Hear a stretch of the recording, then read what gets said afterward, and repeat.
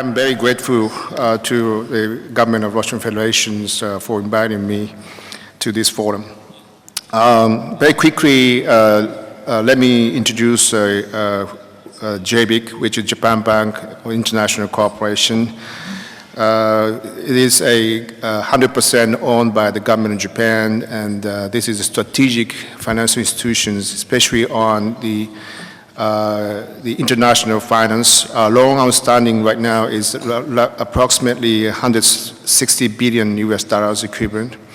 And annual commitment is in between 25 to 30 billion dollars equivalent. And most of our financing is in US dollar and euro, and even in other currency like Russian ruble. And our previous engagement in Russia was mostly on oil and gas and forestry and mining industry. We are the largest creditor to the Sakhalin-2 natural gas project. And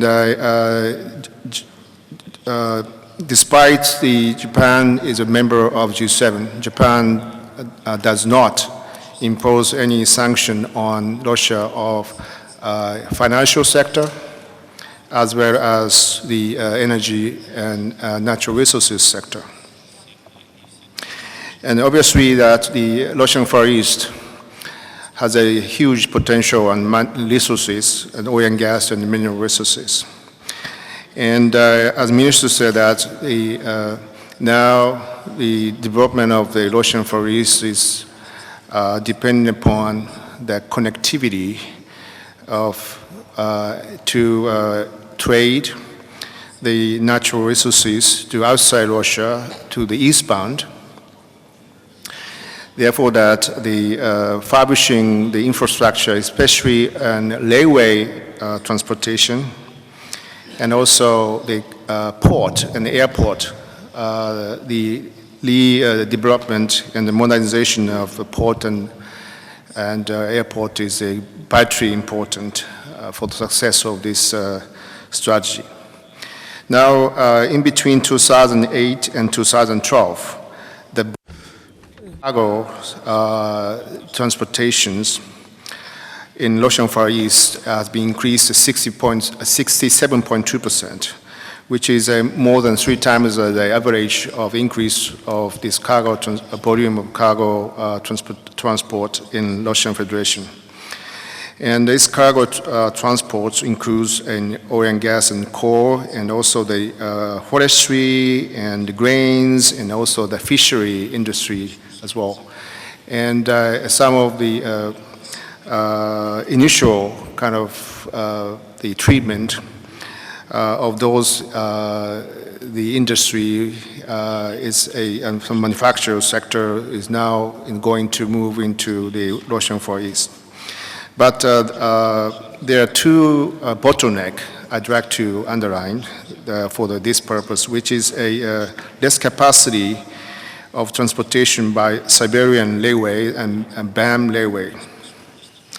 And at this moment, there are certain restrictions in terms of the capability of transportation of railway is now 4,000 kilometers per year, which is a major bottleneck. Therefore, that you need to develop and restructure our railway sector. Otherwise, it will be a more and more bottleneck for the transportation.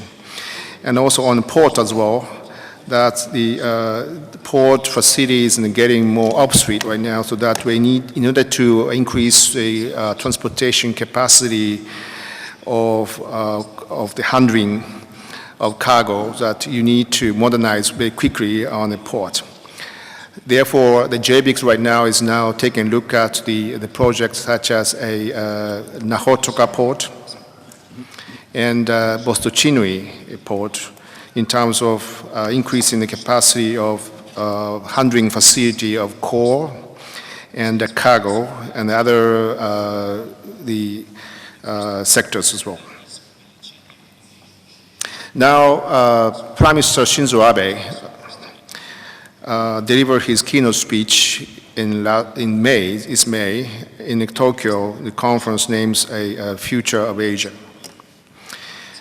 he made a commitment in this speech to deploy $110 billion capital for the deployment of infrastructure with a higher quality for 5 years period of time, mainly in Asia.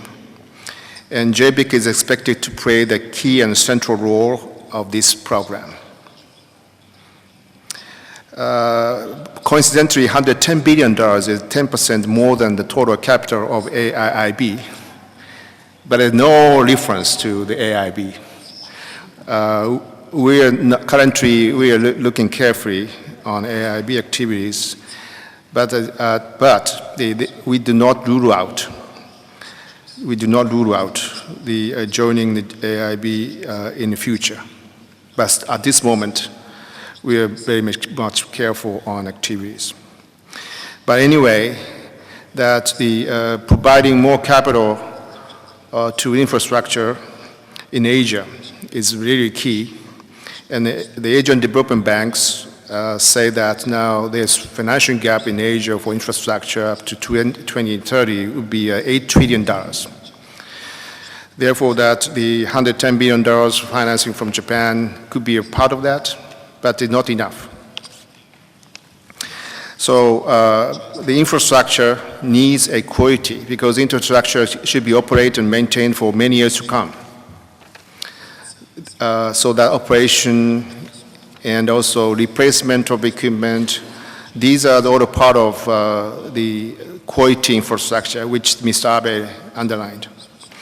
So Japan will be providing more capital and funding to Russian Far East, especially from the infrastructure sector. And it's not just the G2G based financing. It should be done by the project finance. But I observed some of issues for the purpose of promoting infrastructure to Russia, in particular that legal framework of the PPP, public-private partnership. Russia needs to accommodate the standard and also demand of the global player, and to make the legal system more flexible. That's a major bottleneck right now, so that really the request you to accommodate this demand. Thank you. Thank you very much. We've heard